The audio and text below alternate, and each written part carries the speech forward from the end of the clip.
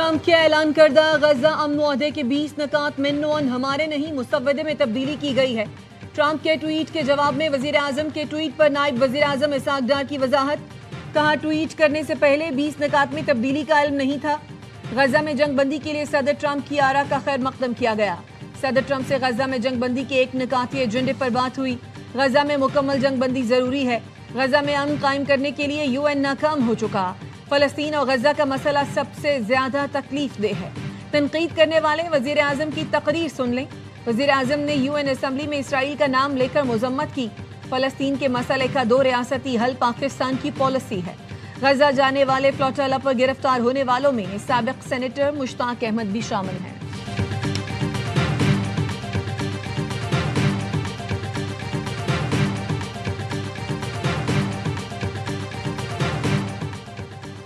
Washington में वज़ीर आज़म और फील्ड मार्शल की मीटिंग्स हुई। नायब वज़ीर आज़म इसहाक डार ने कहा, जब भी जरूरत पड़ी चीन हमारे साथ खड़ा हुआ। चीन के साथ ताल्लुक था, है और रहेगा। सऊदी अरब के साथ जो दिफाई मुआहिदा हुआ है वो बहुत अहम है। दहाइयों से हमारा सऊदी अरब से जो ताल्लुक है वो ढका छुपा नहीं। पाकिस्तान अपनी जान से भी ज्यादा हरमैन शरीफैन के लिए कुर्बानी देने को तैयार है।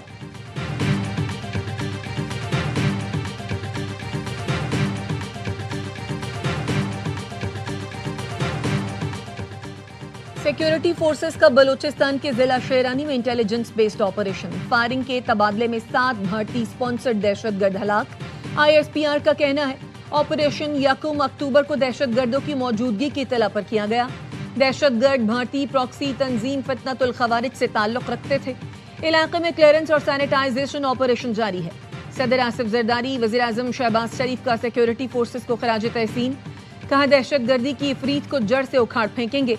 वजीर दाखिला मोहसिन नकवी ने कहा, फोर्सेस ने बरवक्त कार्रवाई करके दहशतगर्दों के मजमूम अजाइम खाक में मिलाए। क़याम अमन के लिए सिक्योरिटी फोर्सेस की कामयाबियों को कदर की निगाह से देखते हैं।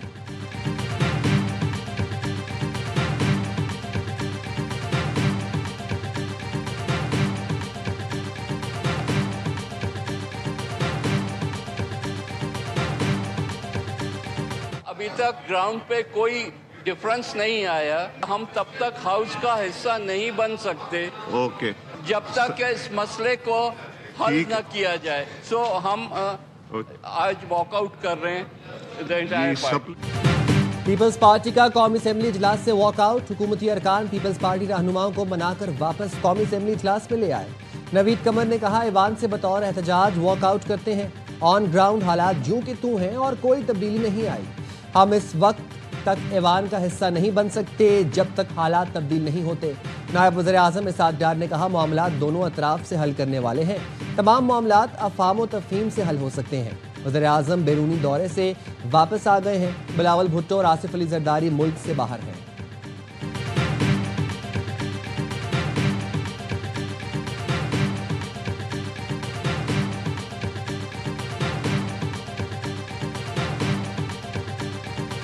दोबारा एक दफ़ा मजम्मत भी करता हूँ।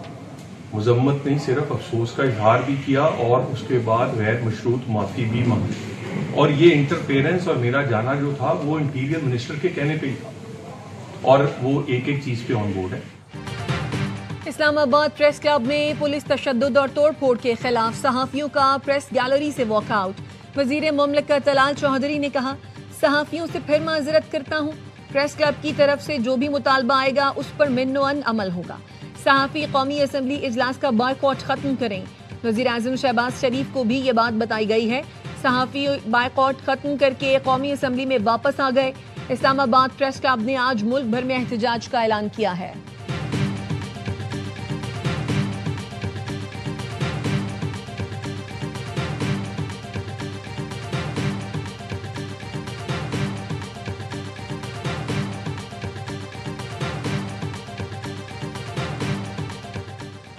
जिन्हें चंदे इमदाद खाने की आदत हो वो दूसरों को भी यही दर्स देंगे। मरियम नवाज सैलाब मुतासरीन के नाम पर कर्ज नहीं मांगेंगी। वज़ीर इत्तलात पंजाब अज़मा बुखारी का मुज़म्मिल असलम के बयान पर रद्द-ए-अमल। कहा, जिसको देखो वो मुंह उठाकर पंजाब पर उंगली उठाने आ जाता है। इन्हें अपने सूबों की खबर नहीं होती। खैबर पख्तूनख्वा के 2 वज़रा ने आपके वज़ीर आला की करप्शन की कहानियाँ सुनाकर इस्तीफे दिए। दहशत गर्दी, करप्शन, लाकानूनियत और बैड गवर्नेंस रोज़ दरवाजे पर दस्तक देती है और आप यहाँ शेखियां बिगाड़ रहे हैं।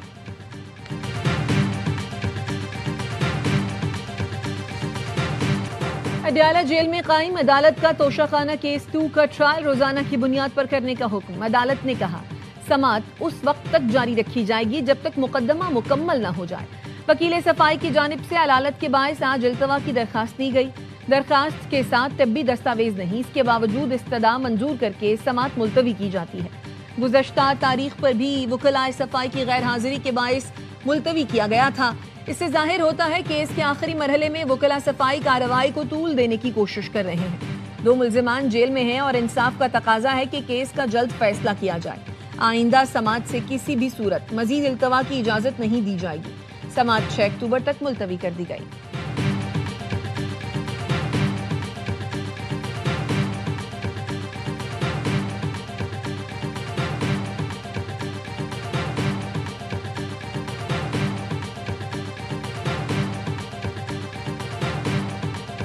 सिंध हाई कोर्ट ने जस्टिस तारिक महमूद जहांगीरी की डिग्री मंसूखी का जामिया कराची का फैसला मुअत्तल कर दिया। अदालत ने सिंडिकेट और अनफेयर मेंस कमेटी की सिफारिशात पर मजीद कार्रवाई से भी रोक दिया। रजिस्ट्रार जामिया कराची ने बताया परसों नोटिस मिला है, जवाब के लिए मोहलत दी जाए। जस्टिस इकबाल कलहूरू ने कहा मोहलत देते हैं, लेकिन इस दौरान दरखास्त गुजार के खिलाफ कार्रवाई हो गई तो क्या होगा? दरखास्त गुजार को पहुंचने वाले नुकसान का कौन जिम्मेदार होगा? यहाँ एक इंसान की जिंदगी भर की कमाई दाव पर लगी है।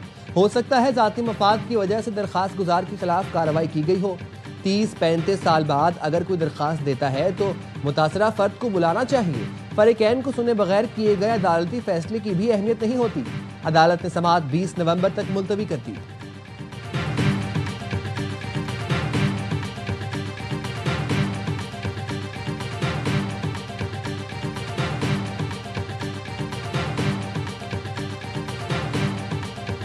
मुझे उम्मीद है कि इस मसले को हम पुरअमन तरीके से हल करने में कामयाब हो जाएंगे। अपने खिते में इतनी बड़ी कामयाबी हासिल की है, हमें कोई ऐसी चिंगारी नहीं लगानी चाहिए दुश्मन फायदा उठाते हुए पाकिस्तान के इमेज को खराब करे। वफाक और आज़ाद कश्मीर हुकूमत पुरतशद्दुद मुजाहिरों पर काबू पाने के लिए मुतहरिक हैं। वज़ीर आज़म शहबाज शरीफ की हिदायत पर मुजफ्फराबाद जाने वाली हुकूमती टीम और अवामी एक्शन कमेटी के दरमियान मुज़ाकरात का दूसरा दौर आज होगा। वज़ीर मनसूबाबंदी एहसन इकबाल मसला पुरअमन तरीके से हल करने के लिए पुरुमीद हैं। कहते हैं खित्ते में इतनी बड़ी कामयाबी के बाद दुश्मन को मौका नहीं देना चाहिए।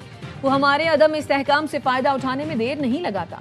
कमर जमान कायरा ने कहा हम अपने साथियों के जायज मुतालबात पर उनके साथ हैं। मुज़ाकरात के जरिए मसले का हल निकाल लेंगे।